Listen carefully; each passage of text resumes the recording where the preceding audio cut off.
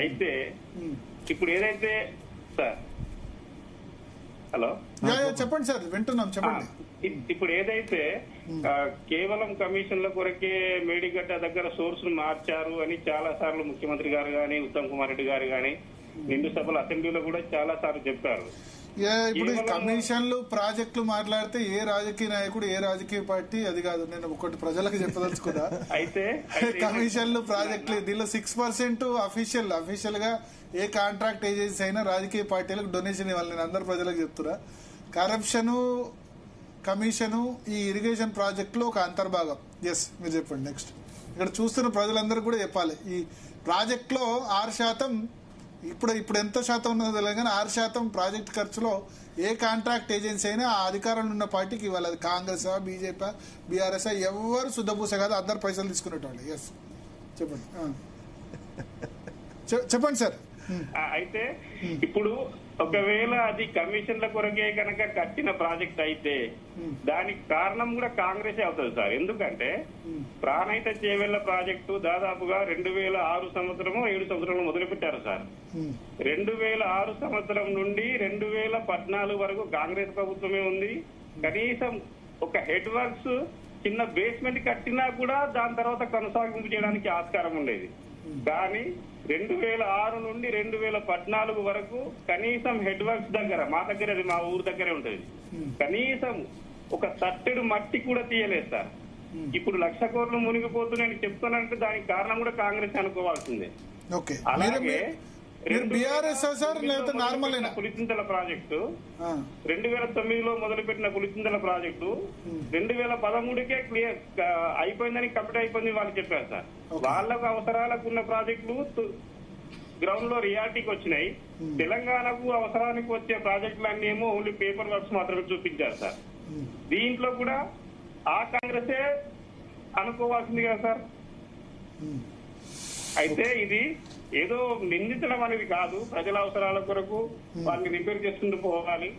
ఇప్పుడు అంతేందుకు sir, Kadem project వాళ్ళు కట్టినాయి కదా సార్, కడెం ప్రాజెక్ట్ కూడా కొట్టుకుపోయింది, కన్స్ట్రక్షన్ లోనే కొట్టుకుపోయింది సార్. అది ఒకసారి నాకు తెలిసినంత వరకు పులిచింతల ప్రాజెక్టులు కూడా గేట్లు కొట్టుకుపోయాయి సార్ కన్స్ట్రక్షన్ లోనే.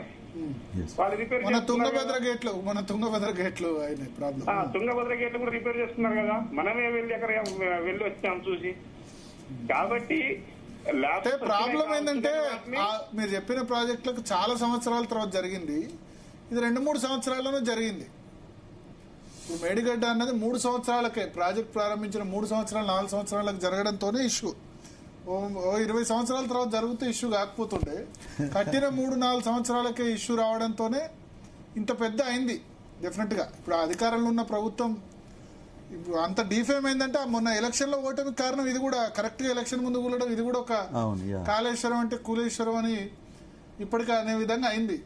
కాదు వాళ్ళ కర్మనా లేకపోతే ఏదన్నా తెలియదు కానీ. సో మీ క్వశ్చన్ అడగండి శ్యామ్ ప్రసాద్ రెడ్డి గారు. అది వాళ్ళ కర్మ కాదు సార్, తెలంగాణ ప్రజల కర్మ అనుకోవాలి. ఎందుకంటే ఇప్పుడు ఇంత ఇబ్బంది పడాల్సిన అవసరం ఉండకపోయేది. కానీ ఏది ఏమైనా సార్, వాటిని ఒకవేళ కనుక అది తెలంగాణకి వయబుల్ కాని ప్రాజెక్టులు అయితే మొత్తానికి వదిలేయండి సార్. ఈ రాజకీయాలు అవసరం లేదు. ఒకవైపు ఏమో 90% ప్రాజెక్ట్ ని మనం యాక్టివిటీలో తీసుకున్నాం, ఇంకొక వైపు ఏమో 1,00,000 కోట్లు గోదావరిలో మునిగిపోయినని ఇంకొక వైపు చెప్తాం. అసలు ఏది కరెక్ట్ సార్? అసలు అది కరెక్టా ఇది కరెక్టా? ఎందుకు ప్రజలు ఇంత గోల్మాల్ చేయడం? మీరు యాక్చువల్లీ ఇప్పుడు మీరు కాగజ్ నగర్ అంటున్నారు కాబట్టి మీ దగ్గరే తుమ్మిడిఎట్టి ఉండేది అంతే కదా, మీ నియోజకవర్గంలోనే తుమ్మిడిఎట్టి. అవునండి. మీకు తుమ్మిడిఎట్టి వద్దా? మాకు సార్ ఇప్పుడు మాకు తుమ్మిడిఎట్టి కావాలి అని మేము మొదట కోరుకున్నది మేమే సార్. ఎందుకంటే తుమ్మిడిఎట్టి కనుక కడితే ఫస్ట్ బెనిఫిషరీ మా డిస్టిక్ వాళ్ళే. కానీ అంటే మీకు వర్షపాతం బానే ఉంటది కాబట్టి ప్రాజెక్టులు ఉన్నా లేకున్నా చెల్తా నడుస్తుంది. ఉంటే మంచిదే, అవి ఉంటే మంచిదే. బట్ తుమ్మిడిఎట్టి అయితే ఫస్ట్ బెనిఫిషరీ మీరే, మీ నియోజకవర్గమే. మా నియోజకవర్గమే సార్. అది కట్టాలని మేము కోరుకుంటాం. ఇప్పుడు కేసీఆర్ ప్రభుత్వం కూడా దాన్ని రీడైనింగ్ చేసినప్పుడు ఓన్లీ మా డిస్టిక్ వరకే దాన్ని కన్ఫైన్ చేశారు.